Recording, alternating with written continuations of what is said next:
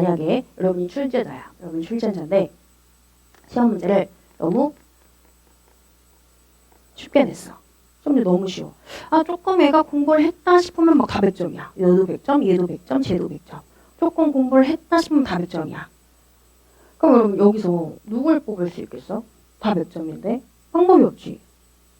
시험 문제가 너무 쉬워버리면 여기서 누굴 뽑을 거예요? 이렇게 돼버려요.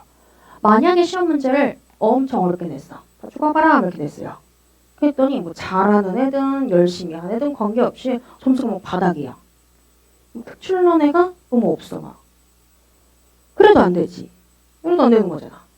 그럼 출제자는 어떠한 생각으로 시험 문제를 내야 하냐면 우리 학교에 와가지고 애들이 쫙 시험을 봤는데 줄이 예쁘게 세워지도록 시험 문제를 내야 되겠지.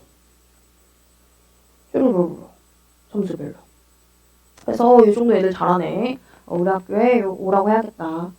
뭐 이렇게 시험 문제를 내야 된다고요.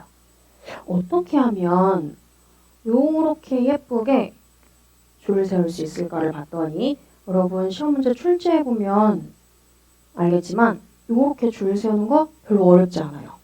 한 평균을 60점 내지 70점 정도로 잡고 시험 문제를 출제를 하면 줄이 기가 막히게 되게 예쁘게 세워진다.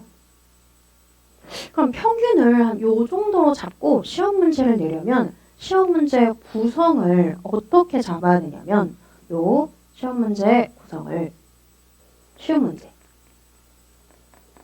기본 공식을 이용해가지고 풀 수 있는 문제 최소한의 애가 공부를 했는지 확인을 할 수 있는 가장 쉬운 문제로 한 20% 내지는 30%를 구성을 하게 돼요.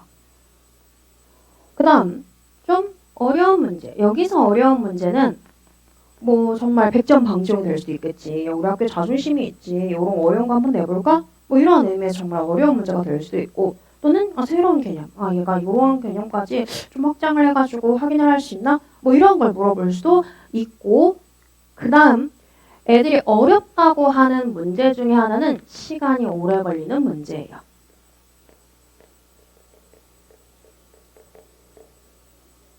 그러니까 정말 새로운 개념에 대해서 새로운 문제가 나올 수도 있지만 대부분 학생들이 어려웠어요 라고 이야기를 하는 이유는 시험 문제 구성 중에 시간이 오래 걸리는 문제가 있으면 어렵다라고 느낀다고요. 그래서 이러한 문제들이 또 학교마다 조금씩은 다르겠지만 뭐 10% 내지는 20%를 차지한다라고 생각을 하시면 되세요. 그럼 여기에 있는 문제들은 뭐냐면 중간 문제, 중간 난이도의 문제들이 나오게 돼요. 가장 많은 부분을 차지하게 되는 거고 중간 문제들이 이렇게 나오게 돼요. 아까 간단하게 얘기를 했는데 다변수 미적분이 뭐였냐면 변수가 여러 개 있는 함수를 가지고 미분도 하고 적분도 하는 거라며. 그럼 여러분이 출제자야. 이거 잘하면 얘 잘할 거 아니야. 문제 개수 적은데 어디서 가지고 와요? 여기 3문제씩 깎아. 그게 좀 더 출제하면 되는 거잖아. 또는 A 학교가 공대가 좀 유명한 학교야. 그럼 여기서 조금 더 깎아. 그래서 뭐 공수 문제를 좀 더 낸다던가 뭐 이런 식으로 문제를 출제를 하게 된다라는 거예요. 어쨌든 지금 중요하게 이야기를 하고 싶은 건 뭐냐면 시험 문제의 구성은 이렇게 나올 수밖에 없다. 너무 쉬워도 안 되고 너무 어려워도 안 되고 평균이 뭐 60 내지 70점 정도라고 생각을 했을 때 이상적인 출제 비율은 진짜 쉬운 공식만 알 수 있으면 얘가 공부만 했을 때 풀 수 있는 쉬운 문제들로 이만큼이 구성이 될 거고 그 다음 학교 입장에서 좀 새로운 문제 내고 싶어 해가지고 나오는 문제라던가 또는 시험이기 때문에 문제가 생기는 시간이 오래 걸리는 문제가 요만큼을 차지를 하게 되고 그 다음 수학이라는 학문이 이미 너무 오래된 학문이고 중요하다고 생각하는 건 누구나 출제하는 교수들 다 중요하다고 생각을 하다 보니 너도 이거 내고 싶어 나도 이거 내고 싶은데 너도 이거 내고 싶어? 그럼 우리 유형을 다르게 해서 내자. 중요한 거 계속 내자 해서 얘가 가장 많은 부분을 차지하게 된다고요. 그래서 문제 구성이 이렇게 돼요. 자, 이걸 한번 확인을 해볼게요. 요런 느낌이에요. 똑같잖아. 왜? 아니 이거 내고 싶어. 근데 얘도 이거 내고 싶고 쟤도 이거 내고 싶다고. 그럼 어쩔 수밖에 없어? 똑같을 수밖에 없어요. 왜? 아, 이 부분가 중요하거든. 똑같은 거. 유형만 조금 바뀐 거.